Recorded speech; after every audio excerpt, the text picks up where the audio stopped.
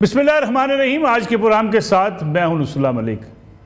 नाज़रीन, एक तरफ साबिक़ वज़ीर-ए-आज़म और सदर मुस्लिम लीग नवाज़ मियाँ नवाज शरीफ मुज़ाकरात की बात कर रहे हैं, तमाम सियासी जमातों और इदारों को मिल बैठ कर मुल्की मसाइल हल करने के ऐलानात कर रहे हैं, तो दूसरी तरफ मुस्लिम लीग नून की leadership, senior leadership Pakistan Tehreek Insaf के साथ मुज़ाकरात न करने की बातचीत भी कर रही है। ख्वाजा आसफ कहते हैं कि ना मुज़ाकराती टीम का हिस्सा हैं, ना मुज़ाकरात के हक़ में हैं, जबकि एहसन इकबाल कहते हैं कि इमरान खान NRO चाहते हैं और जब तक वो 9 मई के हवाले से मुआफ़ी नहीं मांगते मुज़ाकरात नहीं हो सकते।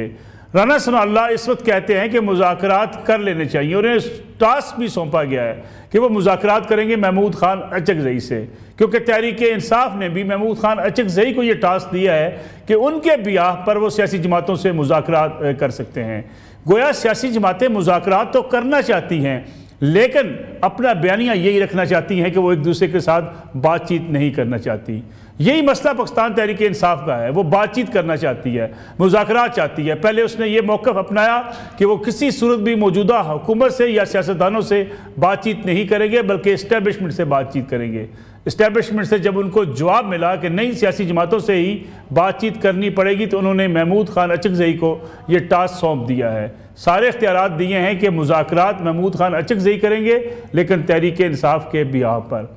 गोया तहरीक इंसाफ मुज़ाकरात भी चाहती है, करना भी चाहती है, लेकिन ये नहीं चाहती कि ये कहा जाए कि तहरीक इंसाफ पीपल्स पार्टी और मुस्लिम लीग नून से बातचीत कर रही है। ये हमारी सियासत का अलमिया है कि सियासतदान सच बोलते हुए घबराते हैं और उनकी बातचीत का एक चेहरा और होता है और दूसरा चेहरा कुछ और होता है। दूसरी तरफ देखा जाए तो मियाँ नवाज शरीफ कीमतों में कमी की बात कर रहे हैं, अवाम के मुश्किलात हल करने की बात कर रहे हैं, लेकिन LNG की कीमत में इजाफा हो रहा है, महंगाई बढ़ती चली जा रही है।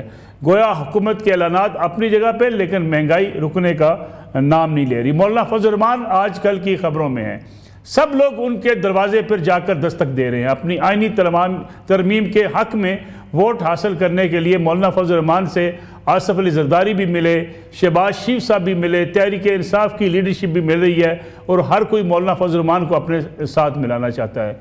मौलाना किस तरफ जाएंगे अब ये आने वाला वक्त बताएगा। अलबत्ता मुस्लिम लीग नून दावेदार है कि मौलाना हमारे पुराने इत्तेहादी हैं, इसलिए वो हमारा साथ ही देंगे। सियासत के अंदर क्या वाकई कोई बड़ी तब्दीली रूनुमा होने वाली है? क्या सियासी जमातें मिल बैठने वाली हैं? क्या आवाम के मसाइल हल करने के लिए सियासी जमातें इकट्ठी हो पाएंगी, एक टेबल पर बैठकर अवामी मसाइल की बात करेंगी, या महज सियासी जमातें एक दूसरे को जो है धोखा देकर सियासी मामलात या सियासी मुज़ाकरात की बात करेंगी? इस पर भी आज के प्रोग्राम में गुफ्तगू करेंगे। साथ ही साथ जायज़ा लेंगे, चांसलर का इलेक्शन ऑक्सफोर्ड में होना है, लेकिन पाकिस्तान से इमरान खान साहब के ख़िलाफ़ एक मुहिम चल रही है। ये मुहिम क्या नतीजा सामने लाएगी और आखिर क्यों ज़रूरत महसूस की जा रही है इमरान खान साहब के मुखालफिन को कि वो ऑक्सफोर्ड यूनिवर्सिटी के इलेक्शन के हवाले से जहाँ चांसलर का इंतखाब होना है, वहाँ इमरान खान साहब को हर सूरत बाहर देखना चाहती है। ये भी आज के प्रोग्राम का मौजू होगा। हमारे साथ सीनियर रहनुमा पाकिस्तान तहरीक इंसाफ के मुल्क के मुमताज़ कानूनदान अहमद अवैस साहब मौजूद हैं, उनके साथ तशरीफ़ रखते हैं सेनेटर नासिर भट्ट साहब पाकिस्तान मुस्लिम लीग नवाज़ के सीनियर रहनुमा हैं, जबकि मुजम्मिल सोहरवर्दी साहब सीनियर साफ़ी सीनियर तजियाकार आज के प्रोग्राम में शरीक गुफ्तगू होंगे। अहमद अवैस साहब, बहुत शुक्रिया प्रोग्राम में वक्त देने का। प्रोग्राम का आगाज़ में आपसे करना चाहूँगा, ये बताइएगा कि क्या मुज़ाकरात का आगाज़ अब समझ लिया जाए सियासी जमातों के माबैन? मियाँ नवाज शरीफ ने ऐलान किया है कि तमाम सियासी जमातें इदारे मिल बैठे मुल्की मसाइल और अवाम के मसाइल का हल तलाश करें।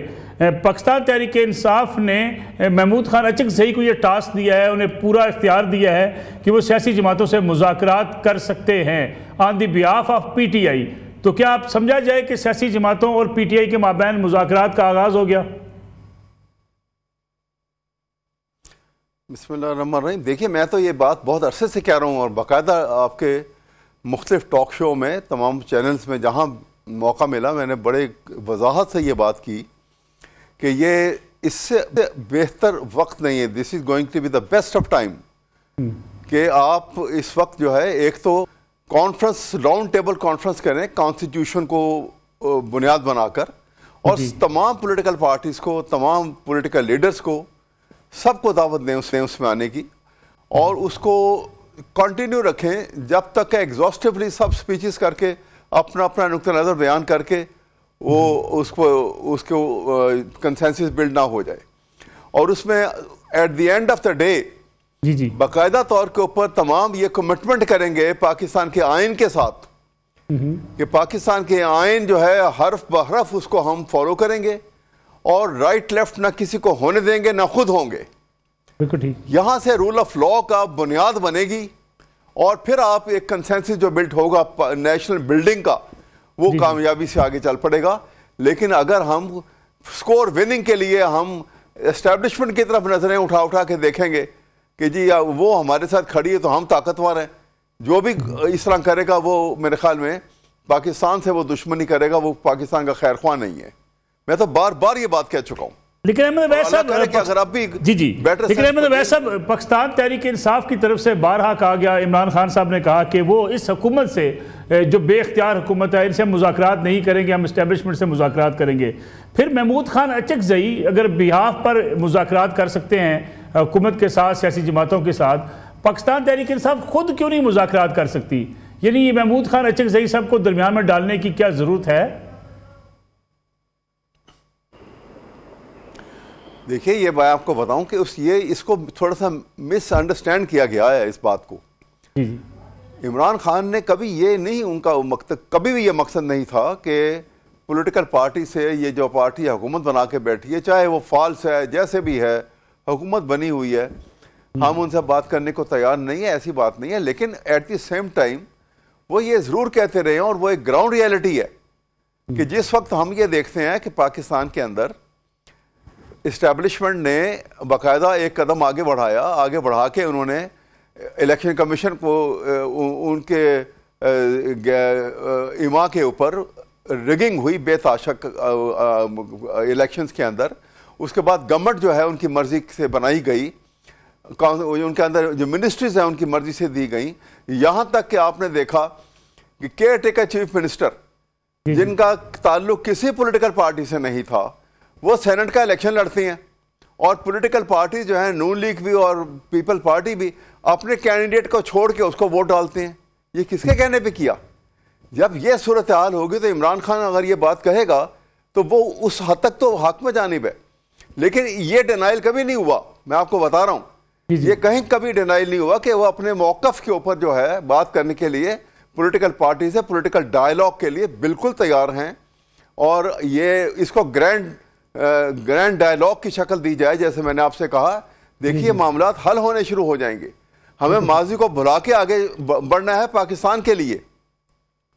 और अगर हम इस तरह से आगे चलेंगे, बहुत सारी चीजें हैं। देखिए ना, अभी IPP का कितना बड़ा इशू है आपके सामने। जी ये इशू में आपको पता है कि जो मोहतात अंदाजे के मुताबिक जो अभी तक जो हैंड आउट है इसके ऊपर एग्जैक्टली कि in term of dollar 134 billion dollar जो है गवर्नमेंट ऑफ पाकिस्तान IPP को बगैर एक यूनिट उनसे लिए उनको पैसे अदा कर चुकी है। आप अंदाजा तो लगाइए इस मुल्क के साथ हो कौन रहा है, क्या रहा है। और अब जब थोड़ा आपको पता कि अभी जब डिटेल आई है सामने, 28.3% जो उसका शेयर है वो ये इनका शहबाज शरीफ और उनके बेटों का।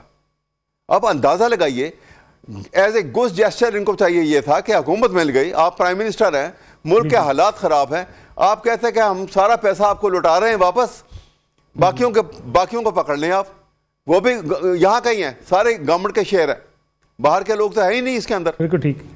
तो आप इस तरह हाथ बांध के खड़े कि जनाब हम तो कर ही कुछ नहीं सकते, इंटरनेशनल कोर्ट ऑफ जस्टिस में चले जाएंगे। भाई कौन चले जाएंगे? सलमान शरीफ शहबाज जाएगा, आपका बेटा जाएगा इंटरनेशनल कोर्ट ऑफ जस्टिस में। आवाम को बेवकूफ़ ना बनाएं, कौम के लिए कुछ करें और आगे निकल के करें, दिल से करें। देखिए हालात कैसे सुधरेंगे। हम तो ये कहते हैं, बार बार मैं ये बात कह रहा हूं। जी। और दूसरी बात ये एक मैं बहुत ज़रूरी बात आपसे करनी है आज के हवाले से। जी। आप देखिए कि बजट का सेशन हुआ, नए टैक्सेस लगे और कहा कि सबको इनके टैक्स की ब्रैकेट में लाया जाएगा। दो तबकों को टैक्स की ब्रैकेट की छूट है। एक अमीर तरीन तबका जिन्होंने पाकिस्तान से बाहर अपने बड़ी बड़ी इमारतें बनाई हैं, दुबई में उनके स्काई हाइज, उनके टावर हैं, मालिक हैं उनके, अनडाउटेडली मालिक हैं उनके। उनसे एक धेला भी किसी ने मांगा है कि तुमने इतनी पैसा बना लिया है, ये वक्त मुल्क इस कदर परेशानी में हाल है, परेशान हाल लोग हैं, इनके अंदर हम तुमसे इतना पैसा मांगते हैं, दो। बेशक वो आपकी बिल्डिंग है तो उसको वहाँ पे नीलामी हो जाए, उसकी कोई बात नहीं है। इसी तरह से 55% से ज़्यादा लोग बिलो पॉवर्टी लाइन ज़िंदगी गुजार रहे हैं। बजट में किसी ने उन 55% जो लोग हैं वो उनकी आबादी के लिहाज से हमारी जो है वो तकरीबन कोई 12.5-13 करोड़ आबादी बनती है उनकी। कभी किसी ने पूछा उनके वो ज़िंदगी कैसे गुजार रहे हैं और उनके हालात को बेहतर करने के लिए भी कुछ करना है? फिर कहते हैं कि जनाब मुल्क में कोई पैसा नहीं दे रहा और लोग ताउन नहीं कर रहे, कैसे करें? बिल्कुल ठीक है, मैं वापस आता हूँ अहमद अवैस साहब, आता हूँ मैं आपकी तरफ वापस आता हूँ। जी, मैं नासिर भट्ट साहब से भी इन सवालों के जवाब दे लें। नासिर भट्ट साहब, मियां नवाज शरीफ साहब मुज़ाकरात की बात कर रहे हैं, डायलाग की बात कर रहे हैं। वो कहते हैं तमाम सियासी जमातें इदारे मिल बैठें ताकि मुल्की मसाइल का हल हो और जो आवाम के मसाइल हैं ख़ासतौर पर महंगाई, उसका भी रास्ता रोका जाए। लेकिन दूसरी तरफ ख्वाजा आसफ साहब कहते हैं ना मुज़ाकरात का हामी हूँ ना मुज़ाकराती टीम का हिस्सा हूँ। एहसन इकबाल साहब कहते हैं जब तक 9 मई के हवाले से माफ़ी नहीं मांगी जाएगी मुज़ाकरात नहीं होने चाहिए। मुस्लिम लीग नवाज़ के अंदर क्या हो रहा है? फिर अगर आप अवामी मसाइल हल करने की बात कर रहे हैं तो आज ही LPG की कीमतों में इजाफा कर दिया गया 6 रुपये फ़ी किलो, यानी आम आदमी के मसाइल तो बढ़ते चले जा रहे हैं। फिर सियासतदान मिल बैठेंगे तब भी क्या करेंगे? बिस्मिल्लाहिर्रहमानिर्रहीम।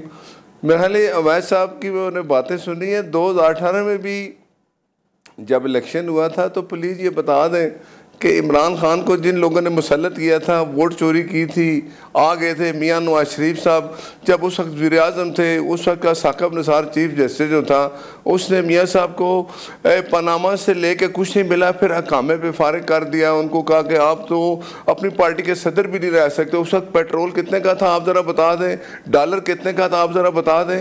तो ये वही चीज़ें जो जिन लोगों ने मिलकर, आप अभी मेरी बात सुन लें फिर जवाब नहीं, आपके पास जवाब नहीं है। आपने ये जो बातें की है ना, मैं आपको बताऊं, इमरान खान एक सर्टिफाइड चोर आदमी है। उसने आज आप मुझे बताएं 190 मिलियन पाउंड लंदन से आया।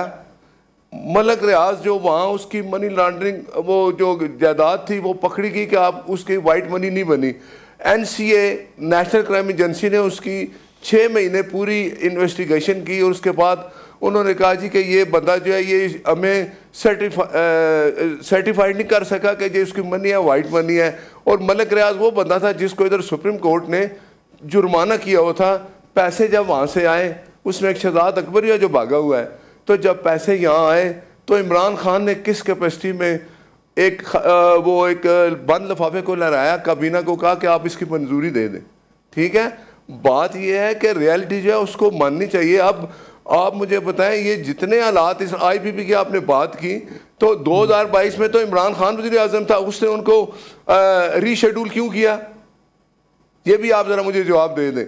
उस वक्त उसको नहीं पता था, जब ये मायदे हुए थे उस वक्त डॉलर 40 रुपए का था, 50 रुपए का था।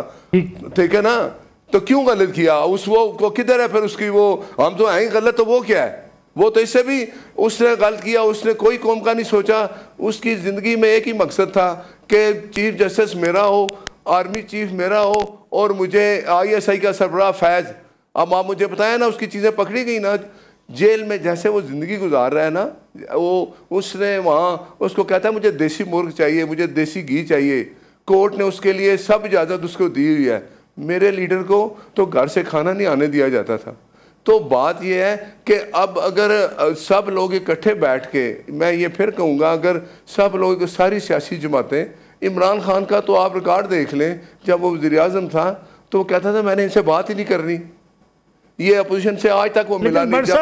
लेकिन अभी तो मियां नवाज शरीफ बातचीत के जिक्र कर रहे हैं, वो कह रहे हैं बातचीत होनी चाहिए। ख्वाजा आसिफ साहब, एहसन इकबाल साहब क्यों मुखालफत कर रहे हैं?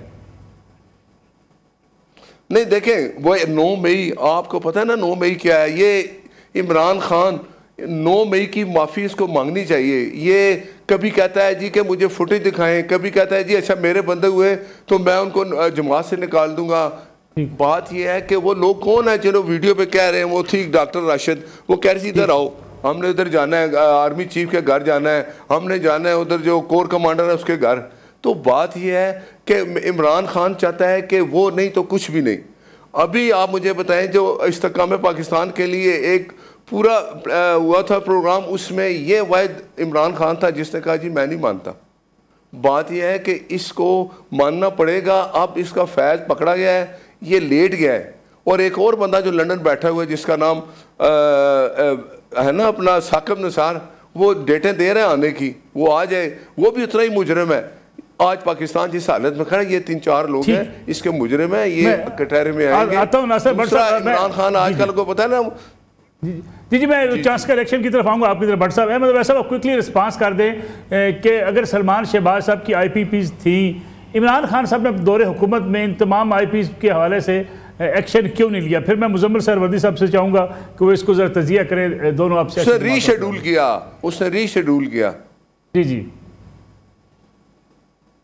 देखिए, मैं आपको बताऊं कि ये उस वक्त तो ये था डाला गया था कि उनको ये खौफ रखा था और गलत किया। मैं इवन कहता हूं कि स्टेप लेना चाहिए था, लेकिन क्वेश्चन तो ये है कि वो दौर गुजर गया, माजी को गलत हुआ सही हुआ। मेरा कहने का मकसद ये है, एक रियलिटी तो मौजूद है ना, इसको डिनाई करते हैं क्या? शहबाज शरीफ ये डिनाई करता है कि मेरे बेटे की ये चिन्यूट का पूरा यूनिट जो है IPP का, वो मेरे बेटे की मलकियत नहीं है? Can he deny? Can't deny.